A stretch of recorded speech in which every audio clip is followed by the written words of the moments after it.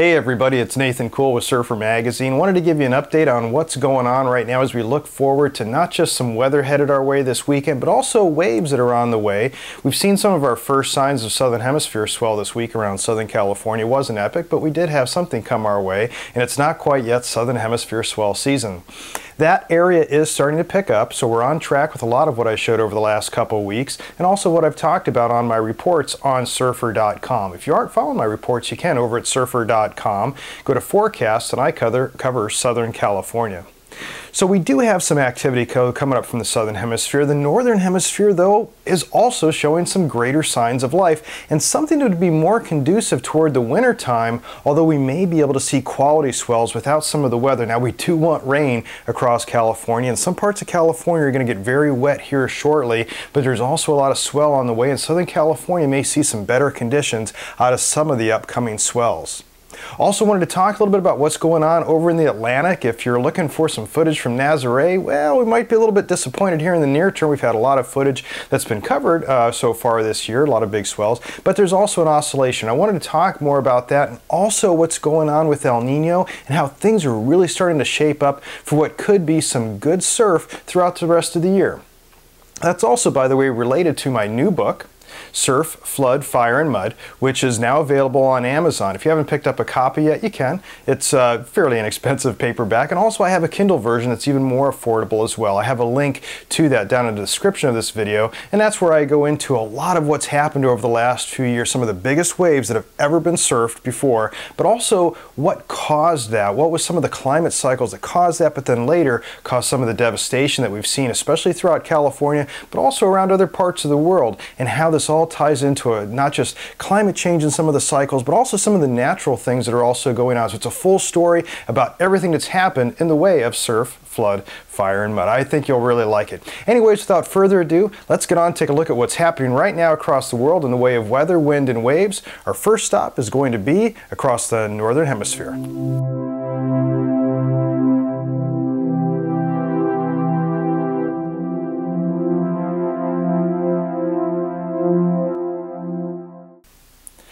So the first thing we'll take a look at is what's happening in the way of pressure systems and what that really means for weather, how that is going to work into the way of waves. Everything kind of ties into this, and once again, blue is kind of like high pressure, red is kind of low pressure in this vorticity type of map. So anyways, as we start moving those models forward in time, we can see some stuff starting to happen. Watch around Southern California, we can see that this high pressure weakens. We can see low pressure starting to approach the coast, but this out here, that's our bigger area of concern and really to keep an eye on. As we move that model forward in time, we can see a fairly large area of low pressure start to move in. It's really aimed though at Northern California. Southern California would just see the tip of this. It is going to move south. So this is a rainmaker, it's also a swell maker, and I'll get to all that shortly. But as you can see, the primary cause for rain in Southern California would be when this starts moving south, like around here. And you can see that's going to happen over the weekend. But by the time it does, look how weak that it got. So that's not really a whole lot of dynamics to start working in the rest of the storm. So the jet stream is reflective of that also, and there's a couple things to watch here. One, what it means for weather, and also what it means for waves. First, the weather. We can see that that jet stream starts moving along, and just as usual, a high pressure dome off Southern California keeps that storm trek jet stream to the north. But then it starts moving toward the south, and that's because that area of low pressure would push it south. But once again, it, like also the low pressure system associated that I showed earlier, starts to weaken once it gets towards Southern California. Now keep your eye on the Western Pacific, and this is where the waves come in, not just for the short term, but for the long term. We see that jet stream start to take a dip toward the south. This is a fairly good latitude to bring storms out of the Western Pacific, to bring swell to the west coast, and it's really ideal for cleaner conditions in Southern California, and that the storm trek would stay high. It keeps us dry, we do want our rain, but it would result though possibly in some better surf. Let's take a look at though what's going on first as far as the next storm is approaching. Now this is taking a look at 850 millibars. That just means it's about in the atmosphere about a mile above us. And this these green areas are humidity, so that's moisture. We can take a look as we move the models forward in time, and atmospheric river patterns start to form right there. So we can see this would be the area of low pressure, and we get the Pineapple Express, that tropical plume that would form. But it's not coming into Southern California. It's staying to the north. As we move the models even more forward in time, we can see that it wants to come south into Southern California. But by the time it does, the dynamics are very weak by then. So that low pressure, as we showed earlier, would actually be weakening, so it wouldn't have a lot of lift to then cause precipitation to come out of that atmospheric river. And then eventually that atmospheric would just fade and then go away. And as we move the models forward in time, we can see that that might be the last real atmospheric river that could form for us. There's a little bit of something that wants to form later next week when some other storms start coming our way. But an interesting thing to note here, though, is as this atmospheric river starts to form over the next few days, it will have warmer air. The freezing line, this blue line, is far to the north. Not a lot of tight gradients here between the temperatures, so we're not looking at a very severe type of storm. So fairly moderate, and also the temperature shouldn't drop that much because it will be mostly warm tropical air that get advected into our region.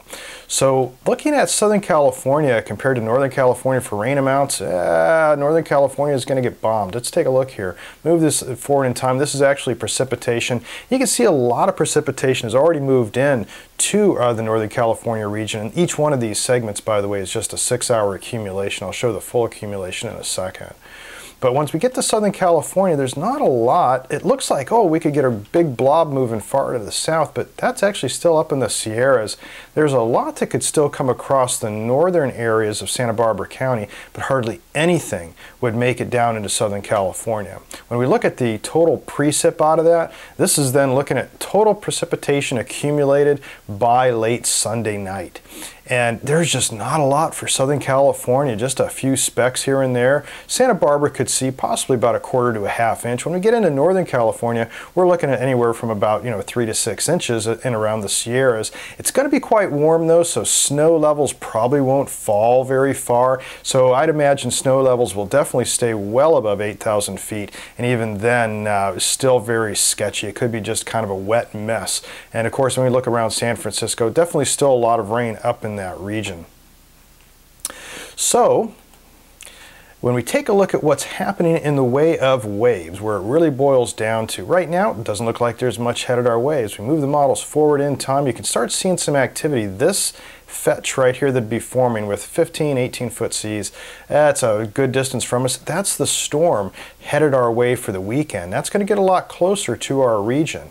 And you can see that it then picks up some strength as it gets even closer to our area. That's got about maybe 18 to 20-foot seas, and that's only about maybe 900 to 1,000 nautical miles away from Southern California, a little closer to Northern California. So we're looking at swell that would be building in Southern California over the weekend, peaking sometime early next week, and I've got the times, dates, size estimates, and everything on that on my forecast on surfer.com.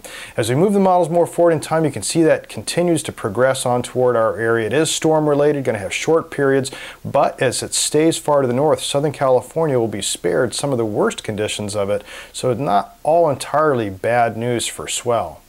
As we move the models even more forward in time, look at these developments that start coming out of the western Pacific and then start gaining strength in the Gulf. This is because that jet stream is hanging lower, as I showed earlier, and it's allowing some of these storms that are breaking off the Kamchatka Peninsula, which would be over here, to gain a little bit of momentum as they come across the northern Pacific. And you can see by their latitude they would stay pretty far to the north, which means weather then would stay fairly clear of the area. So move the models more forward in time, as long-range models often do, they get very bullish and very overdone. So this is kind of a hope and a prayer looking out here, but we do have some of these potential swells headed our way. They're on my forecasts on surfer.com.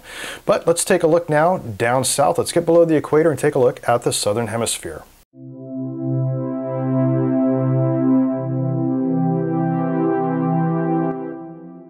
So as we take a look at the wave models down there, we can see there's a little bit of something here off Chile. I mentioned that in my reports this last week on Surfer.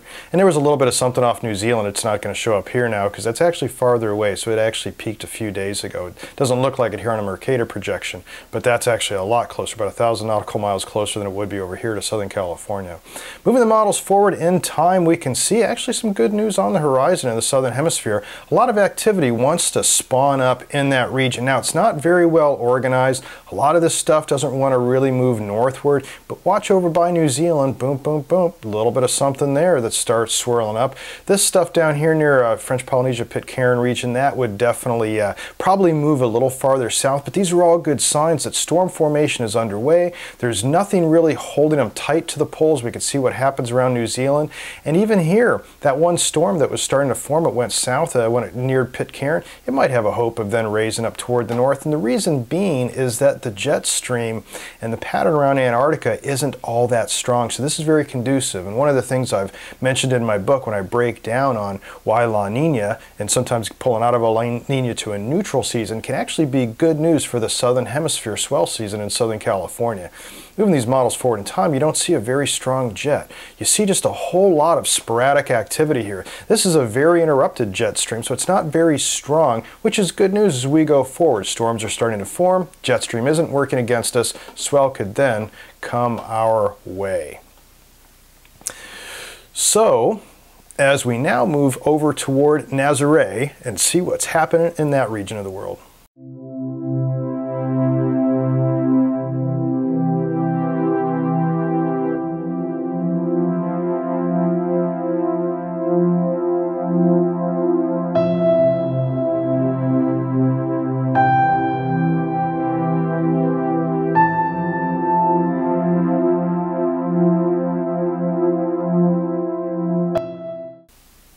So as we take a look, the big thing that would be influencing any more storms coming toward Nazaré is really from the North Atlantic Oscillation, which I also mentioned in the book. And you can see right now, it's been kind of on the weak side. We really want it positive, like it was during the beginning of the year, especially through February, and that was really conducive to a lot of storm formation.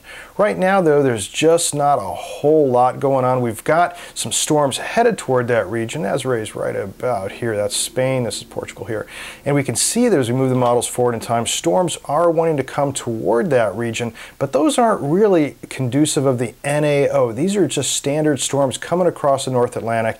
They're not entirely to be discounted. I mean, these are definitely swell-producing storms. Excuse me, but they're not the exact same as what we'd have out of a strong NAO, which would typically often keep them a little higher to the north. So we're not looking at a negative NAO, we're not looking at an extremely positive NAO, but we are looking at a pattern that could still bring some swells into Nazaré over the near term.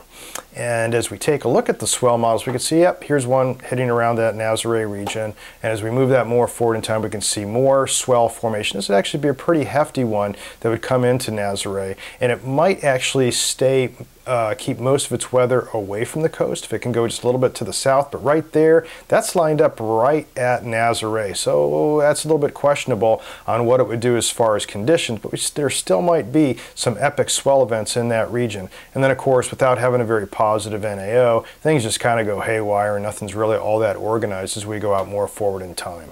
But all this is also, when we take a look around the world of weather, we got to take a look at what's happening with El Nino.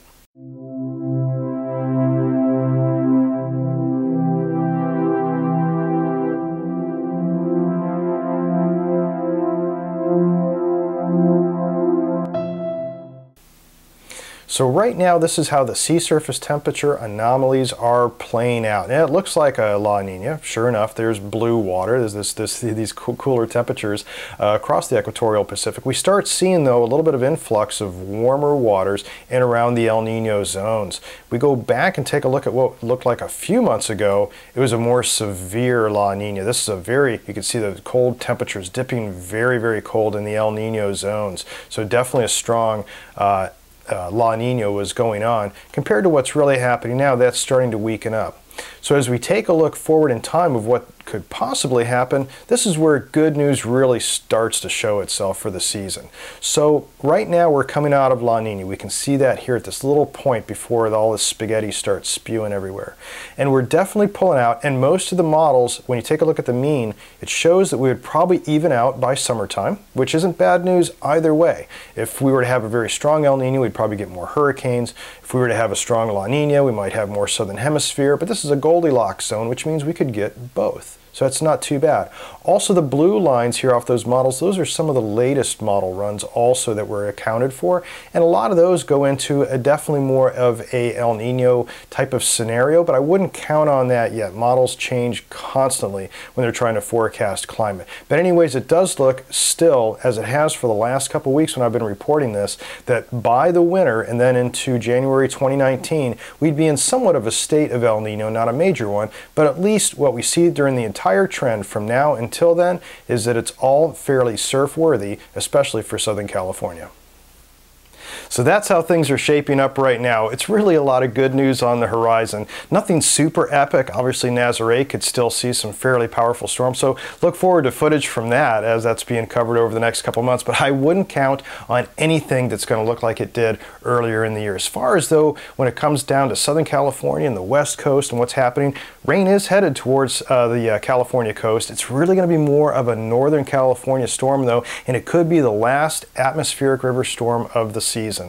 So we do have though good news on the horizon from the Southern Hemisphere. Things are really shaping up to have a good Southern Hemisphere season. All elements are coming into play. Obviously we need to have storm formation, but nothing right now is working against it when it comes to what's happening with the jet stream and how that's also being influenced by El Nino, La Nina, by the ENSO oscillation altogether. So those are all really good factors for us. We're also looking at potentially a moderate hurricane season. If we go into a neutral El Nino, it's not a lot of warm water for fuel for the hurricanes in the Eastern Pacific, but it's not bad news either in that it would have a lot of cold water. So we could still see a fair amount of hurricane swells as we get toward into June, July, and especially August, September timeframe. For the East Coast, that also means probably a more active Atlantic hurricane season. If we get into a full-blown El Nino, then that's really not conducive to hurricane formation in the Atlantic, as that would start to blow the tops off hurricanes. One of the things I mentioned in my book. And once again, if you haven't gotten my book yet, you can on Amazon. I got a link to that down in the description for this video, and it covers some of these things that I talked about on why the El Nino pattern affects surf in different ways, and also not just for what happens for weather, but how it affects things all across the world when it comes to surf, flood, fire, and mud. Anyways, I hope that you did like this video and that it gives you some insight on what's going to be happening in the upcoming seasons in the way of weather, wind, and waves. If you did like this, you can follow my forecasts on surfer.com. Just go to surfer.com, forecasts, and I'm under Southern California. If you want to see more videos like this, you can subscribe to my YouTube channel. It won't cost you anything, and as soon as one of these videos is posted, you'll be the first to know. Thanks a lot for watching. Until next time, take care, be safe, and smile in the lineup.